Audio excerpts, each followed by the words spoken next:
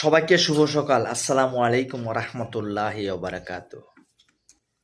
আজ পবিত্র জুমার দিন। সমস্ত মুসলমানকে আমার সালাম এবং আমার আজকের এই দাওয়াতের মেসেজ সবার কাছে পৌঁছাতে চাই। আজকে পবিত্র জুমার দিন, আমরা সবাই একসাথে আজকে পবিত্র জুমার দিন জুমার নামাজ পড়ব জামাতের সাথে।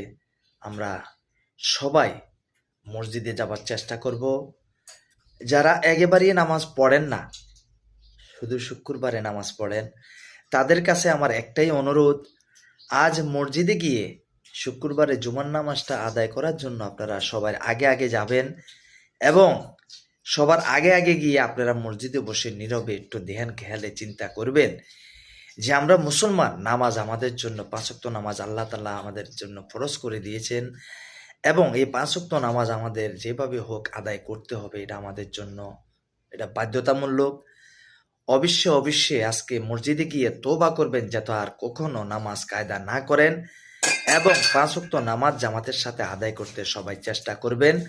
আজকে পবিত্র জুমার দিনে মসজিদে গিয়ে যদি আপনার হায়াতটুকু থাকে এবং মসজিদে যাওয়ার জন্য আল্লাহ তাআলা তৌফিক দান করে, তাহলে অবশ্যই আপনি মসজিদে গিয়ে আজকে তওবা করবেন যে আজ থেকে আমি আর কখনো নামাজ কায়দা করব না। এই শুক্রবারে আজকে আপনাদের কাছে আমার এই মেসেজটা রইল এবং আমার সালামটা আপনারা সবাই গ্রহণ করবেন। আর যারা মসজিদে যাবেন না, বুঝতে হবে তাদেরকে আল্লাহ তাআলা হেদায়েত দেন নাই। তো আপনারা মসজিদে যারা যাবেন না, তাদের সামনে যদি আমার ভিডিওটা পড়ে, আপনারা চেষ্টা করবেন মসজিদে যাওয়ার জন্য, আল্লাহর কাছে হেদায়েত চাইবেন। কারণ আল্লাহ তাআলার কাছে যদি হেদায়েত না চান, আল্লাহ তাআলা হেদায়েত কখনো দিবেন না।